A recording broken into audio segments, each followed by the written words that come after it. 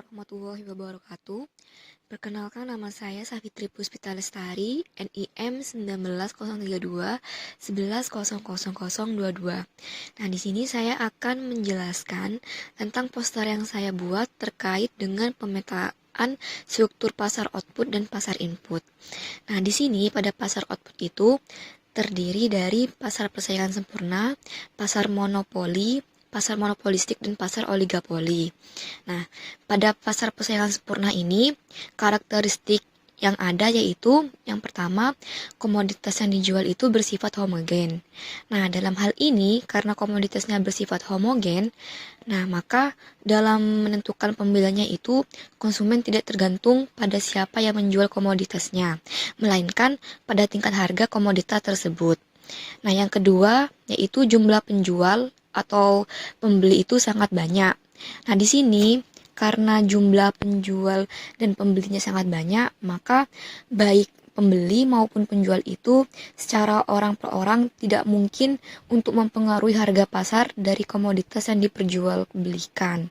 Nah, berikutnya yaitu harga itu ditentukan oleh kekuatan permintaan dan penawaran yang ada di pasar. Nah, di sini maksudnya jika permintaan itu lebih kuat daripada penawaran yang ada di pasar, maka harga yang terbentuk itu sangat tinggi.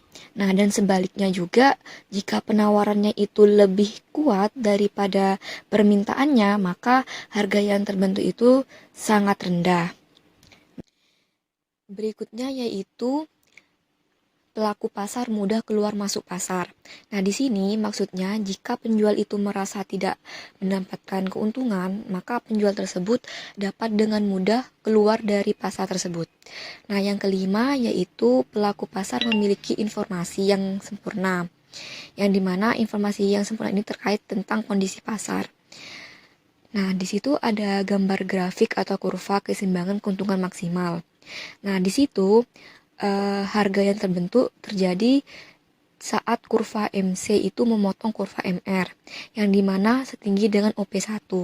Nah, kurva AC di sini akan selalu berada di bawah kurva AR dan MR. Nah, di sini kurva MC-nya ini akan selalu memotong kurva AC minimum, yang dimana menunjukkan produksi pada saat itu yang terjadi efisiensi produksi. Untuk berikutnya yaitu pasar monopoli. Nah, di sini pasar monopoli ini karakteristiknya yang pertama hanya ada satu penjual. Nah, di sini karena hanya ada satu penjual, maka komoditas yang dihasilnya itu tidak dapat dibeli dari pihak lain. Masalah penjualannya juga sepenuhnya ditentukan oleh perusahaan monopolis. Dan di sini pembelinya juga tidak dapat atau tidak mempunyai hak untuk menentukan syarat jual beli. Yang kedua yaitu tidak ada produk yang mirip. Nah, tidak ada produk yang mirip ini, maka produk yang dihasilkan oleh perusahaan monopoli di sini tidak dapat digantikan oleh perusahaan lain yang ada di dalam pasar. Nah, yang ketiga yaitu terdapat hambatan masuk pasar. Nah, di sini maksudnya itu yaitu tidak dimungkinkannya perusahaan lain untuk masuk ke dalam industri monopolistik ini karena ada hambatan yang dimana bersifat legal, yang terdapat juga undang-undang, juga ada teknologi yang sangat canggih yang tidak mudah dicontoh, dan juga terdapat keuangan yang dimana sangat banyak dan sebagainya.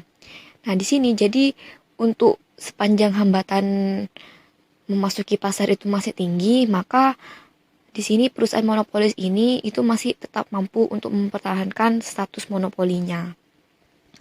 Nah, untuk karakteristik berikutnya yaitu produsen itu bertindak sebagai presetter. Nah, di sini presetternya itu dimaksudnya karena perusahaan di sini itu hanya satu-satunya perusahaan yang ada yang dapat menentukan harga monopoli.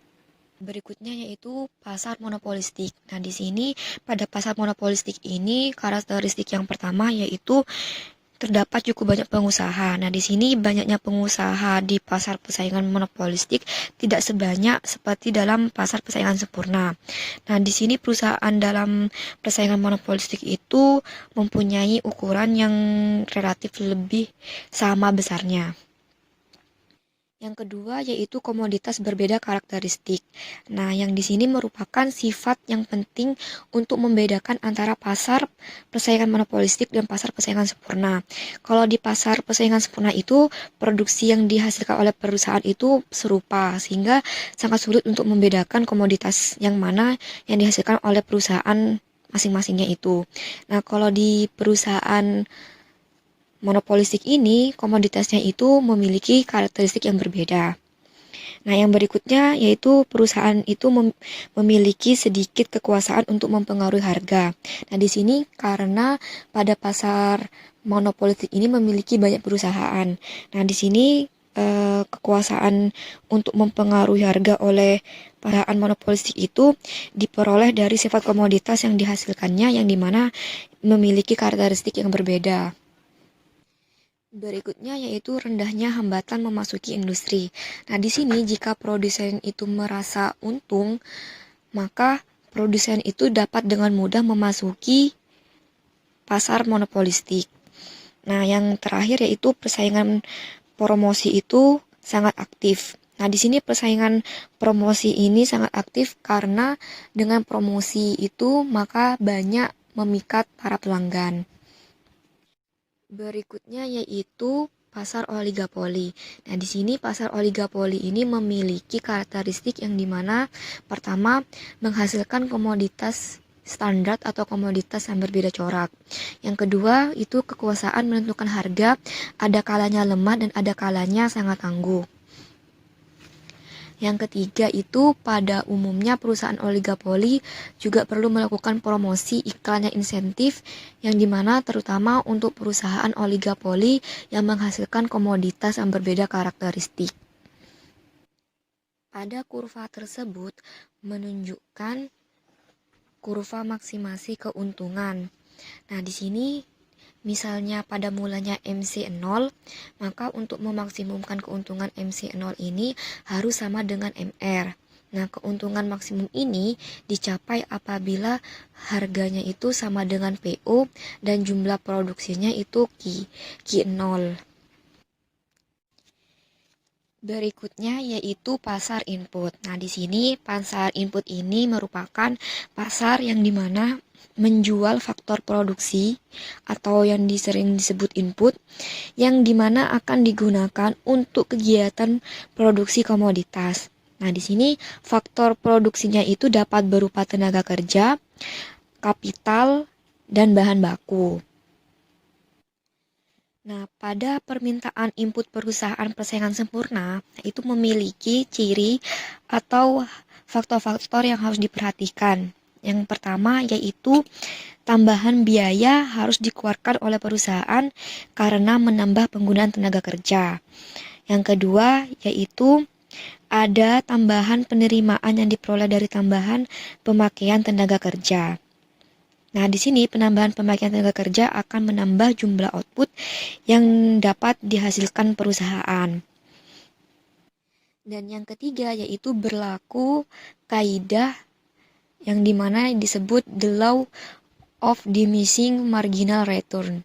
Nah, di sini hukum ini itu menyatakan bahwa penambahan pemakaian tenaga kerja secara terus-menerus akan menghasilkan kenaikan produksi yang pada titik tertentu makin lama kenaikannya makin berkurang. Nah, hal itu ditunjukkan oleh kurva marginal produk tenaga kerja atau MPL yang menurun. Nah, faktor utama yang menentukan kurva permintaan input itu yaitu nilai MPL yang dimana ditunjukkan pada kurva permintaan tenaga kerja yang ada di dalam poster tersebut. Berikutnya yaitu permintaan tenaga kerja pada pasar monopoli. Nah, di sini memiliki ciri atau karakteristik yaitu tenaga kerja memiliki hak monopoli untuk menjual tenaga kerjanya. Yang kedua, tenaga kerja itu bergabung dalam serikat pekerja. Yang ketiga yaitu tenaga kerja bersatu untuk menyatukan kekuatan. Nah, di sini itu terdapat dalam poster tersebut terdapat gambar grafik atau kurva yang dimana menunjukkan permintaan tenaga kerja di pasar monopoli. Berikutnya yaitu penawaran input tenaga kerja. Di sini memiliki arti yaitu jumlah tenaga kerja yang tersedia pada berbagai tingkat harga. Nah, di sini harus memperhatikan bahwa pada penawaran tenaga kerja itu harus dibedakan antara jumlah input yang tersedia dengan jumlah yang ditawarkan di pasar tenaga kerja. Nah, di sini juga bentuk kurvanya penawaran itu tergantung pada pasar yang dihadapi. Yang ketiga yaitu jumlah penawaran tenaga kerja untuk industri secara keseluruhan berbentuk vertikal. Nah, yang keempat yaitu jumlah tenaga kerja untuk perusahaan tertentu memiliki slope yang positif. Nah, di sini sebagai contoh kurva penawaran tenaga kerja untuk industri secara keseluruhan yaitu ditentukan oleh besarnya cadangan tenaga kerja yang tersedia pada saat itu. Nah, karena demikian maka kurva penawarannya itu akan vertikal. Nah, ini menunjukkan bahwa pengaruh kenaikan tingkat upah itu tidak begitu signifikan pada peningkatan penawaran tenaga kerja untuk keseluruhan industri.